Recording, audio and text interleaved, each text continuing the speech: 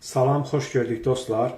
Deməli bir məsələ var. Bir müddətdir ki, mən səbr eləyirdim ki, görüm Azərbaycan xalqı bu məsələyə nə münasibət bildirəcək, necə reaksiya verəcək.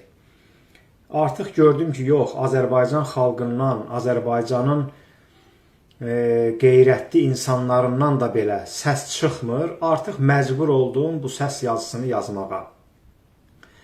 Deməli, bir müddət bundan əvvəl Azərbaycanda 6 səhv eləmirəmsə jurnalist və bir müddət də ondan sonra bir neçə dənə dindar xanım günahsız yerə həbs edilib.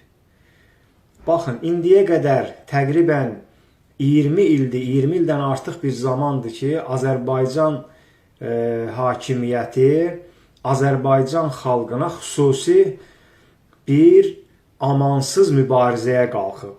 İstər dindarlara qarşı, istər müxalifətə qarşı, istər Azərbaycanın adi vətəndaşlarına qarşı. Amma son hadisələrdə artıq xanımların belə şərlənərək həbs edilməsi, bu doğrudan da Azərbaycanda indiyə qədər görsənməmiş bir hadisədir. Baxın, Azərbaycan hakimiyyəti Azərbaycanlılardan ibarət bir komanda deyil. Bunu hər kəs bilir. Məlum məsələdir ki, Azərbaycan hakimiyyəti, Azərbaycanda yuxarı strukturlarda işləyən məmurlar, eyni zamanda polis sisteminin böyük bir əksəriyyəti Azərbaycanlılar deyirlər. Bunlar ya ermənidirlər, ya yezidi kürddirlər ki, Azərbaycan xalqının başına qərim kəsiliblər. Bu məlum məsələdir. Amma son hadisələrdə artıq qadınların belə işgəncələrə məruz qalması, qadınların belə şərlənib tutulması, bu artıq bir məsələni ortaya qoyur ki, Azərbaycanın qeyrətli oğulları artıq meydanlara çıxmalıdırlar. Azərbaycanın qeyrətli oğulları Azərbaycanın bu həbs edilən jurnalistlərini, Azərbaycanın bu həbs edilən dindar xanımlarını öz canları bahası ilə müdafiə eləməlidirlər. Bu artıq namus məsələsidir. Bunu Azərbaycan xalqı, xüsusən dindarlar başa düşməlidirlər. Əgər bu yolda Azərbaycan xalqı istər dindar olsun, qeyri-dindar olsun, onlara qarşı aparılan bu zülümlərə, işgəncələrə, şərləmələrə, həbslərə qarşı mübarizəyə qalxsalar, Allah yolunda cihad etmiş kimidirlər. Çünki onlar nahaq yerə həbs ediliblər. Çünki onların heç bir günahı yoxdur.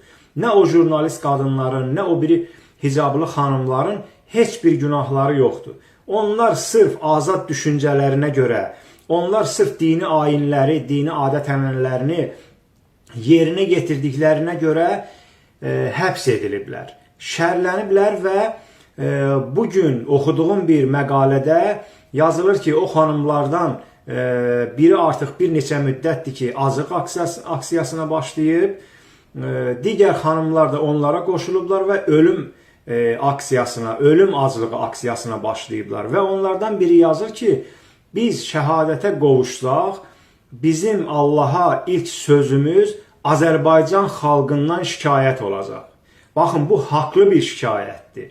Çünki əgər bir şəxs özünə müsəlman deyirsə, özünü yaxşı insan hesab eləyirsə, təbii olaraq başqa bir şəxsə, başqa bir müsəlmana zülm edilirsə, əgər ona səssiz qalırsa, o şəxs İslam dinindən çıxmış sayılır. Bu İslam dinində belədir. Yəni, Azərbaycan xalqı mütləq şəkildə bu xanımların, mən indiyə qədər həbs edilən kişiləri başa düşürəm, möminləri başa düşürəm, ruhaniləri başa düşürəm. Bunlar kişidirlər, kişi kimi mübarizə aparırlar, haqq sözü deyirlər, haqq yolda müqavimət göstərirlər və həbs edilirlər. Bu məlum məsələdir. Ancaq xanımların şərlənərək həbs edilməsi bu artıq doğrudan da namus məsələsidir. Və Azərbaycan xalqı əgər bu məsələdə səssiz qalsa, mütləq şəkildə cəzalanacaqdır. Allah tərəfindən cəzalanacaq.